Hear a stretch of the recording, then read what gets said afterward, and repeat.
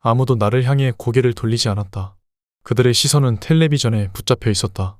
나도 그쪽으로 걸어가서 텔레비전을 보았다. 서둘러 만든 것 치고는 꽤 깔끔하게 정리된 그래픽이 화면에 나와 있었다. 주한미군의 위치는 한반도 지도 위에 파란색 미사일 모양으로 표시되어 있었다. 또 다른 표시인 빨간색 X자 모양은 그들이 곧 쏘아 올릴 미사일의 최종 탄착 지점을 의미하는 것이었다. 그래픽을 설명하는 박 기자의 목소리에서는 긴장감이 배어나왔다. 대한민국의 수도인 서울이 지도 위로 떠오르더니 화면에 가득 차도록 바뀌었다. 아울러 파란색과 빨간색 표시의 위치도 방금보다 확실하게 구분할 수 있도록 바뀌었다. 박 기자의 목소리가 왜 저런지 나는 지도를 보고 나서야 확실하게 이해되었다. 보시다시피 제가 있는 방송국도 최종 탄착 지점에 들어갔습니다. 확실한 건 여기서 도망쳐도 살아남을 확률이 희박하다는 것이죠. 회사가 밀집되어 있어서 평상시에도 유동인구가 많은 곳이라 자연스럽게 복균자가 늘어날 수밖에 없었습니다. 이러한 현상을 입증이라도 하려는 듯 방송국 바깥은 지금 복균자로 가득 차 있습니다. 그들은, 아니 그 괴물들은 우리를 잡아먹기 위해 혈안이 되어 있는 상태입니다. 박 기자의 목소리 뒤로 서울이 작아지면서 이번에는 경기도 일대가 화면에 가득 찼다.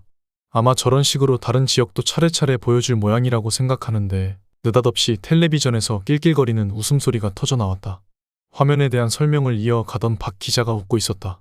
절망감이 배어있는 웃음소리와 상관없이 경기도 다음으로 강원도 일대가 화면에 가득 찼다.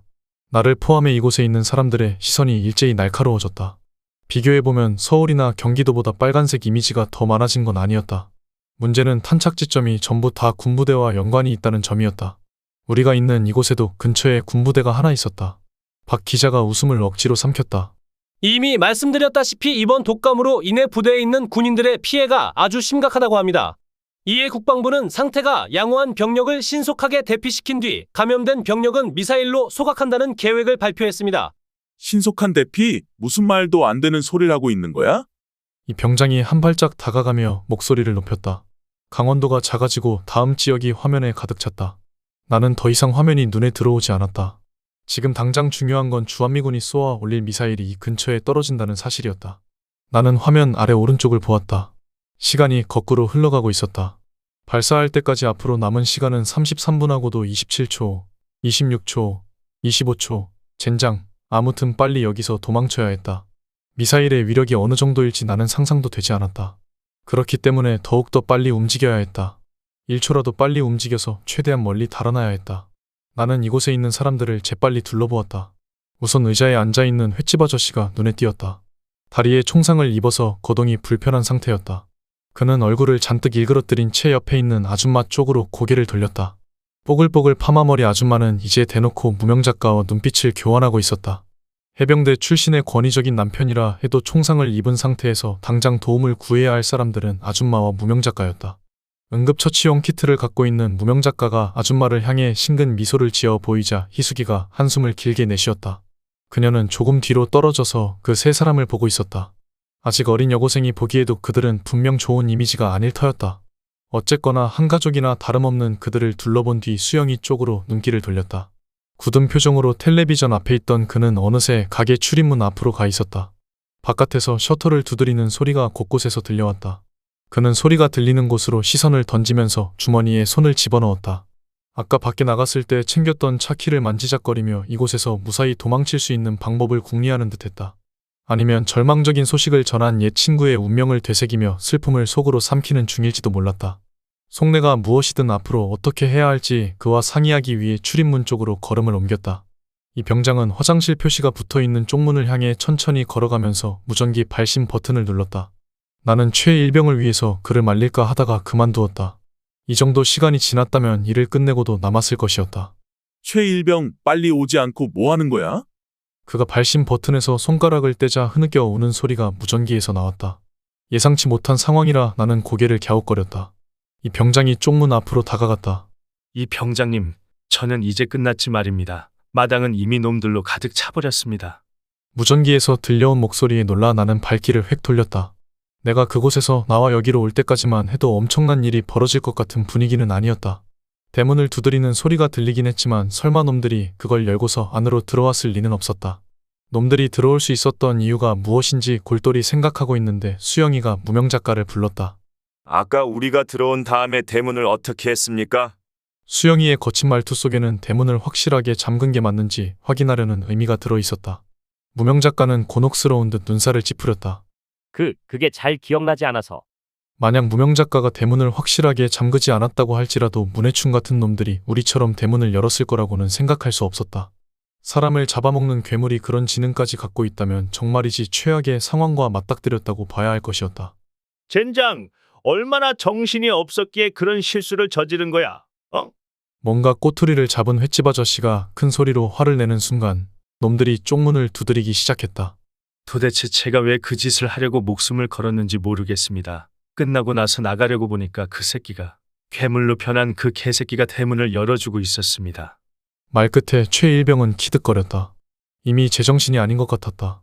세상을 조롱하는 듯한 웃음소리와 함께 무전기에서 잡음이 터져 나왔다. 최일병이 발신 버튼에서 손가락을 뗀 것이었다. 이 병장이 말하기 위해 발신 버튼을 누르는데 화장실 쪽에서 총성이 울려 퍼졌다. 가게 안에 있는 사람들의 시선이 모두 그쪽으로 집중되었다. 이 병장은 무전기에 대고 방아쇠를 당긴 이유에 대해 큰 소리로 추궁했다. 대답을 듣기 위해 발신 버튼에서 손가락을 뗐지만 잡음만 나올 뿐 아무런 응답이 없었다.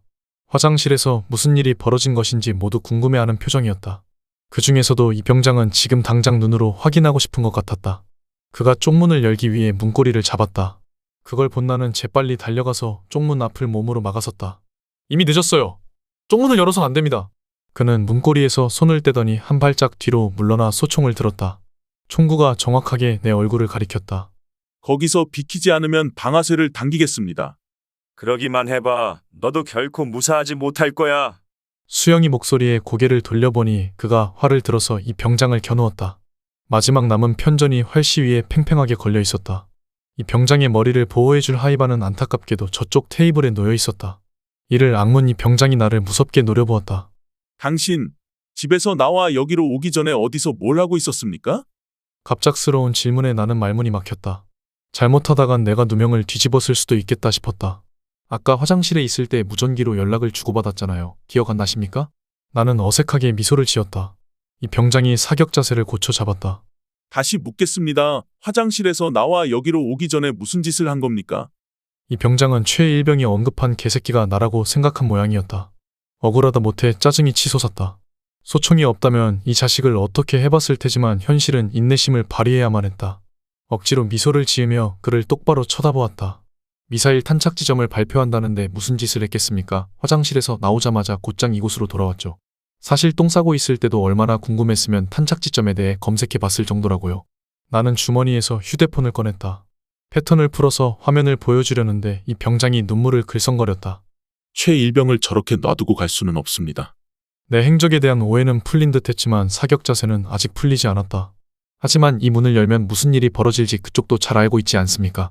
말하는 동안에도 밖에서 문을 두드리는 소리와 함께 그 충격이 등으로 고스란히 전해져 왔다. 진작 철호를 처리했어야 했는데 그러지 못한 걸 후회하며 휴대폰을 움켜쥐었다. 이 병장은 수영이가 자신을 향해 겨누고 있는 편전 따윈 신경도 쓰지 않는 눈치였다. 만약 최일병 쪽에서 도움을 요청하기라도 한다면 주저하지 않고 방아쇠를 당길 기세였다. 목숨은 하나밖에 없었다. 아무래도 자리를 비켜줘야 하는 게 아닐까 고민하고 있는데 무전기에서 나오던 잡음이 사라졌다. 나도 모르게 한쪽 다리가 움찔거렸다. 이 병장님, 정말 죄송합니다. 임마, 너 그게 무슨 소리야? 발신 버튼을 누르지도 않고 이 병장이 화장실을 향해 목청껏 외쳤다. 독감에 걸린 사람을 죽였습니다. 지금 제 앞에 그 아줌마가 쓰러져 있습니다. 저 새끼가 무슨 말을 짓거리고 있는 거야? 횟집 아저씨가 일어나려다 말고 통증 때문에 다시 주저앉았다. 최일병은 이제 흐느껴 울지 않았다. 이 병장님은 반드시 살아남으시기 바랍니다. 잡음이 이어져 나왔다. 무슨 일이 벌어질지 몰라 긴장하고 있는데 또 한 발의 총성이 허공을 갈랐다. 이 병장이 총부리를 아래로 내리며 자리에서 비틀거렸다. 그를 부축해 주었다. 화를 내려놓은 수영이가 다시금 셔터 쪽으로 고개를 돌렸다. 살아남은 사람은 이제 7명이었다. 승합차니까 여기 있는 사람들 모두 탈 수 있습니다. 그러니까 앞으로 정신 똑바로 차리고 제 말에 집중하세요. 수영이가 말하자 횟집 아저씨가 엉덩이를 들썩였지만 별다른 반론은 내놓지 못했다. 성하지 않은 몸으로 대장 노릇을 할 수는 없었다.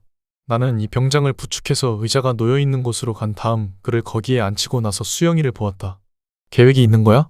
내 질문에 대답하는 대신 그가 자기 입에 손가락을 갖다 대 조용히 하라는 표시를 해보였다. 그러고 나서 그는 바깥에서 들려오는 소리에 집중했다. 수영이의 눈과 귀가 소리가 이동하는 방향을 따라 움직였다. 내 예상이 맞다면 놈들은 지금 대문이 열려 있는 곳으로 몰려가고 있어. 준이 너도 들어봐. 셔터를 두드리던 소리보다 쪽문을 두드리는 소리가 더 많아졌잖아. 소리가 커진 게 아니라 더 많아졌다고 수영이는 표현했다. 그러니까 바깥에서 셔터를 두드리는 놈들보다 마당에서 쪽문을 두드리는 놈들이 더 늘어났다는 의미였다. 이 상황을 잘만 이용하면 차가 있는 데까지 무사히 갈 수 있을 것 같았다. 어찌 됐든 놈들은 움직임이 느렸다. 시청자 여러분, 이제 이곳에선 공식적으로 마지막 영상을 방송하려고 합니다. 세상에 종말이 온다 해도 희망을 포기하지 마시기 바랍니다. 거기까지 말하고 나서 박 기자가 입을 다물었다. 왜 그러나 궁금해서 텔레비전을 보았다. 종이 뭉치로 입을 가린 박 기자가 피식피식 웃었다. 그것은 모든 걸 내려놓은 사람의 전형적인 모습이었다. 그런 그가 여전히 웃는 낯으로 앞을 똑바로 응시했다. 조또 희망은 씨발. 너희들은 이제 다 뒤졌어. 알아? 너희들 자신이 세상을 이렇게 만든 거라고. 이 씨발 것들아. 미쳐 발광하듯 소리치는 박 기자의 얼굴이 사라지고 그가 언급한 마지막 영상이 화면에 나왔다. 명상 음악과 함께 아름답고 잔잔한 자연 풍광들이 계절별로 하나씩 나타났다 사라졌다. 나는 수영이를 보기 위해 고개를 돌렸다. 그는 박 기자가 마지막으로 방송 사고를 내고 있던 와중에도 출입문에 귀를 갖다 댄 채 바깥 상황을 살피고 있었다. 애써 초연한 척하려는 모습에서 아련하게 슬픔이 느껴지는 듯했다. 하지만 지금은 그런 감정에 빠져들 만한 상황이 아니었다. 나는 현실을 직시하며 리모컨을 찾기 위해 주위를 둘러보았다. 희숙이가 리모컨을 들고 있었다. 텔레비전을 향해 그녀가 종료 버튼을 눌렀다. 수영이가 목을 가다듬었다. 얼추 저쪽으로 다 몰려간 것 같은데. 텔레비전을 껐기 때문에 소리가 더 잘 들렸다. 나도 신경 써서 귀를 기울여 보았다. 셔터를 두드리는 소리는 이제 들리지 않았다. 대신 쪽문이 금방이라도 부서질 듯 덜컹거리고 있었다. 출입문에서 뒤로 물러난 수영이가 나와 이 병장을 불렀다. 셔터를 올린 다음 밖으로 나가서 차를 향해 뛰어가는 거야. 그는 말하면서 다른 사람들을 빠르게 훑어보았다. 모두 알아들었죠. 횟집 아저씨와 아줌마 그리고 희숙이와 무명 작가가 고개를 끄덕였다. 문제는 민간인이 아니라 군인인 이 병장이었다. 상황이 급박하게 흘러가는 와중에도 이 병장은 멍한 눈빛으로 의자에 앉아 있었다.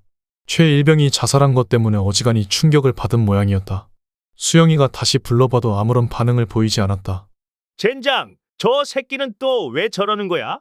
아줌마의 도움을 받아 자리에서 일어나며 횟집 아저씨가 거친 어조로 말을 내뱉었다. 개인의 심적인 아픔 따윈 전혀 고려하지 않은 말투였다.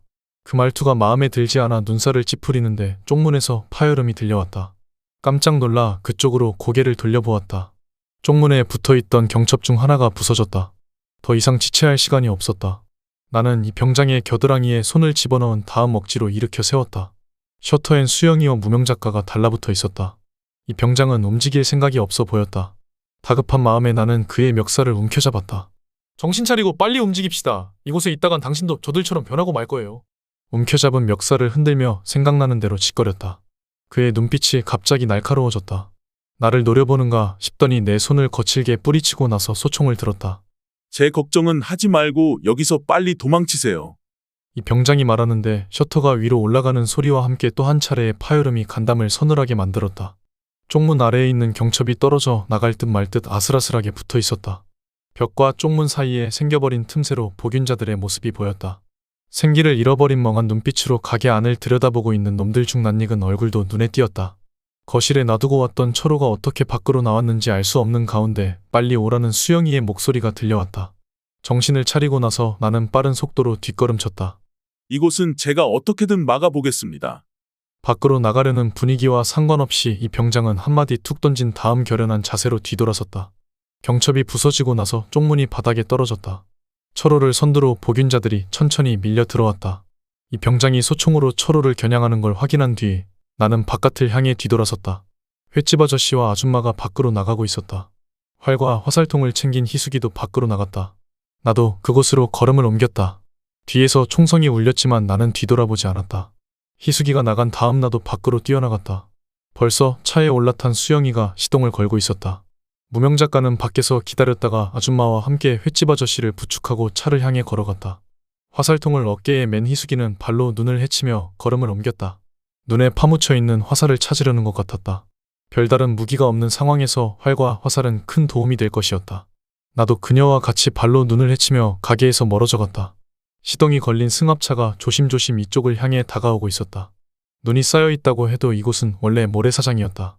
급하다고 속도를 올렸다간 바퀴가 모래에 빠질지도 몰랐다. 그런 불상사가 벌어지지 않도록 수영이는 침착하게 운전하고 있었다. 아저씨, 이쪽이에요. 여기에 화살이 많이 떨어져 있어요. 화살을 주워들며 희숙이가 나에게 말했다. 내가 파헤쳐본 곳에는 화살이 없었다. 포기하고 그녀에게 다가가는데 총성이 또 한 번 울렸다. 예측건대 마지막 실탄이었을 것이다. 최일병처럼 자살한 건지 아니면 다가오는 복균자를 향해 방아쇠를 당긴 건지 알 수가 없었다. 중요한 건 가게에서 도움을 요청하는 소리가 들리지 않았다는 점이었다. 아울러 비명도 들리지 않았다는 걸 떠올리며 나는 희숙이 옆으로 다가가 재빨리 눈을 파헤쳐 보았다. 그만하고 너희들도 빨리 올라타. 운전석 쪽 차창을 연 수영이가 나와 희숙이를 향해 목소리를 높였다. 먼저 차에 올라탄 무명 작가는 다른 사람들이 편하게 탈 수 있도록 차 안에 쌓아놓은 다양한 종류의 옷을 정리했다. 옷이 왜 이렇게 많냐고 불평을 쏟아내면서도 빠르게 움직이고 있는 그를 보다가 나는 희숙이가 가져온 화살통 안쪽을 보기 위해 시선을 돌렸다. 그 안에는 화살이 제법 많이 들어있었다. 긴 화살은 물론이고 짧은 편전도 여러 개 있었다. 그 정도면 충분하다고 느껴지면서도 한편으로는 더 찾고 싶은 마음이 굴뚝 같았다. 긴박한 상황 때문에 시간이 부족한 게 아쉬울 따름이었다. 나는 희숙이의 등을 떠민 다음 차를 향해 뛰어갔다. 가게에 있던 복균자들이 밖으로 나오고 있었다. 몇몇 복균자의 입과 옷에는 피가 묻어 있었다. 그것이 의미하는 바가 무엇인지 떠올리자 울컥하고 욕지기가 올라왔다. 불편해진 속을 달래며 승합차 뒤쪽 상황을 보기 위해 고개를 돌렸다. 불편한 다리로 차에 오르던 횟집 아저씨가 멈칫하더니 재채기를 했다. 차 안에 있던 무명 작가와 횟집 아저씨 옆에 있던 아줌마가 동시에 뒤로 물러났다. 뛰어가던 나와 희숙이도 몇 발짝 남겨놓고 멈춰섰다. 횟집 아저씨는 무척 당황한 듯 주위를 둘러보았다. 저기 독감은 아닐 거야. 그냥 코가 좀 간지러워서 재채기가 나온 것뿐이라고. 현재 상황에서는 그것만으로도 충분히 위협적인 것 같습니다. 차 안에 있던 무명 작가가 발을 들더니 횟집 아저씨의 가슴을 걷어찼다. 차 문을 잡고 있던 그가 윽소리를 내뱉으며 눈밭으로 쓰러졌다. 그 모습을 본 아줌마는 뒤도 돌아보지 않고 차 안으로 들어갔다. 횟집 아저씨가 쓰러진 상태에서 소리를 마구 내질렀다. 개새끼들, 너희들이 날 이렇게 만든 거야. 나도 모르는 사이에 두 연놈이 작당해서 독감에 걸리게 만든 거라고. 한 번 터지기 시작한 기침은 멈출 기미가 보이지 않았다. 어느 누가 봐도 횟집 아저씨는 황마담과 그렇고 그런 짓을 하다가 독감에 걸린 상태였다. 그런 그가 최후의 보루를 찾는 듯 자리에서 일어나더니 우리를 향해 절뚝거리며 걸어왔다. 거리가 가까워지는 와중에도 기침은 계속 터져나왔다. 나는 희숙이의 팔을 잡아 끌어당기면서 횟집 아저씨를 피해 옆으로 걸음을 옮겼다. 몇 발짝 남겨놓지 않은 상태에서 그가 힘없이 눈밭에 쓰러졌다.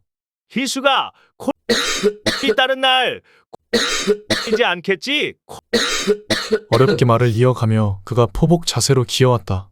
총상을 입은 다리에서는 피가 흘러내리고 있었다. 더 이상 주저하고 있을 여유가 없었다. 쉽게 걸음을 떼지 못하는 희숙이의 손목을 잡고 무작정 차를 향해 뛰어갔다. 횟집 아저씨도 아저씨지만 진짜 문제는 복균자들이었다. 피 냄새를 맡은 상어떼처럼 놈들이 횟집 아저씨를 향해 몰려오고 있었다. 올라가! 얼른! 희숙이가 뒷좌석에 올라탈 수 있도록 도와준 뒤 나는 조수석으로 뛰어갔다.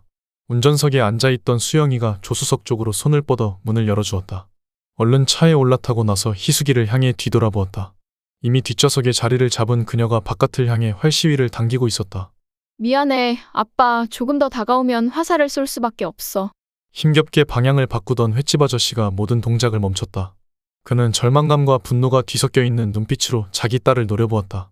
빌어먹을 너희들은 무사할 것 같냐? 시발 다 죽고 말 거야. 다 죽는다고. 절규에 가까운 그의 외침을 뒤로 한 채 수영이가 차를 출발시켰다. 무명 작가가 문을 닫고 나서 한숨을 내쉬었다. 희숙이는 화를 내려놓으며 눈물을 흘렸다. 아줌마가 딸을 품에 안아주었다. 나는 고개를 돌려 앞을 보았다.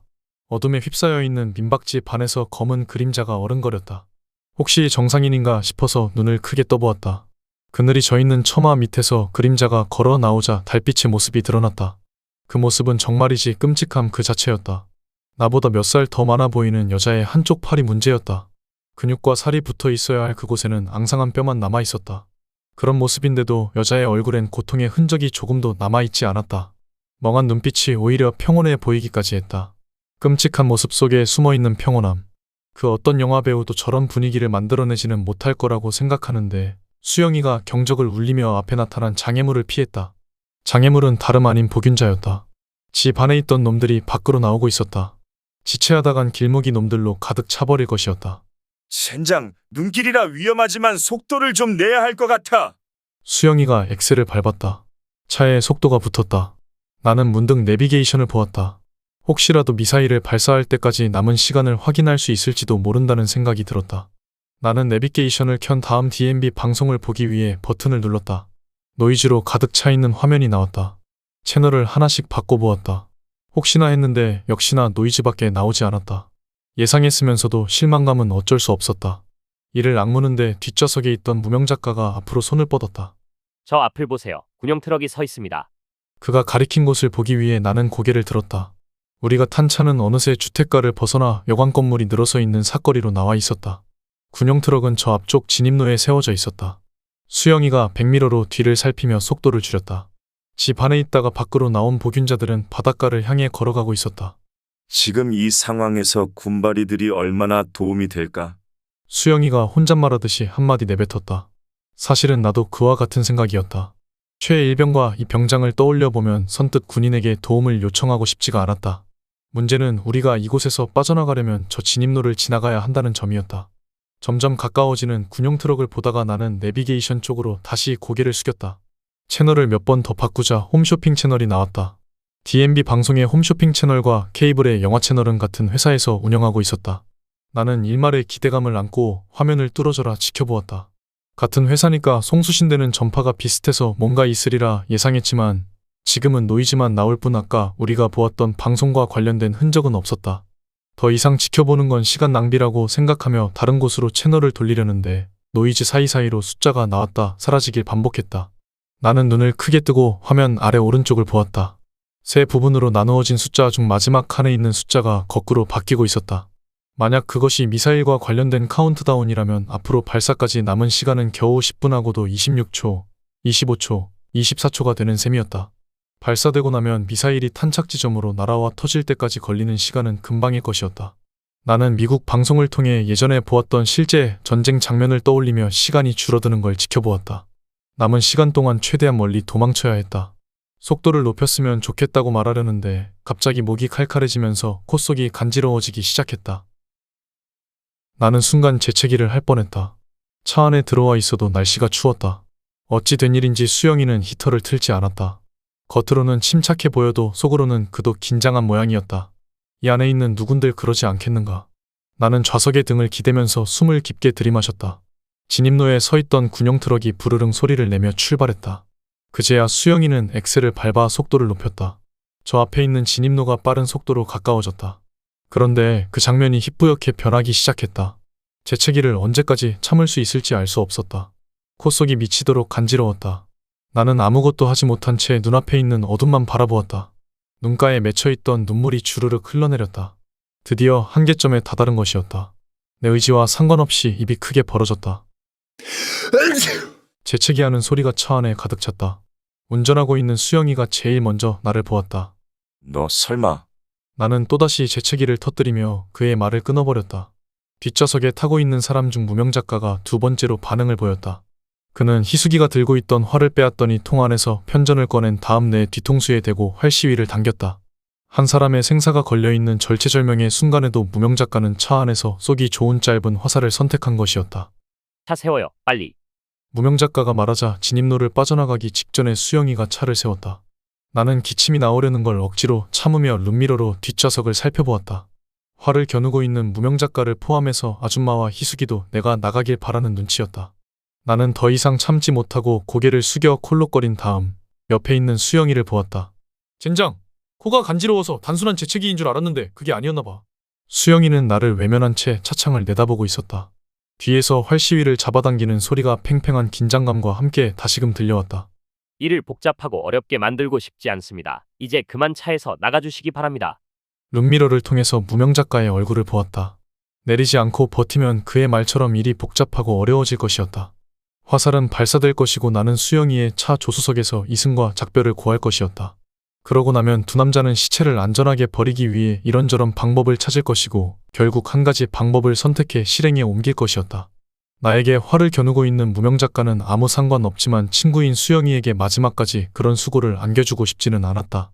나는 손으로 입을 가리면서 문을 열기 위해 반대쪽 손을 뻗었다. 문고리를 잡으려고 내려다보니 여태껏 휴대폰을 쥐고 있었다는 걸 알게 되었다. 그러자 횟집에서 이 병장한테 했던 말과 행동이 떠올랐다. 그때 나는 화장실에서 검색해 보았던 결과를 그에게 보여주려고 했다. 그런데 뭔가 찜찜한 기분이 들었다.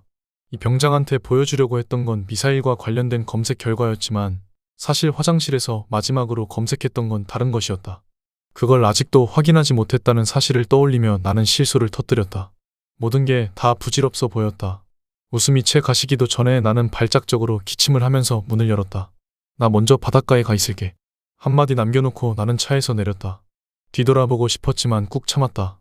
괜히 차 안을 보게 되면 미련이 생길 것 같았다. 나는 마음을 굳게 먹고 앞으로 걸음을 옮겼다.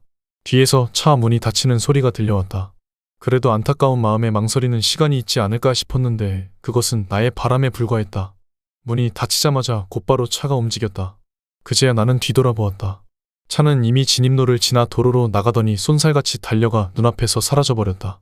어디로 가는 것일까 잠시 생각하다가 나는 미사일을 떠올리며 바닷가 쪽으로 걸어가기 시작했다.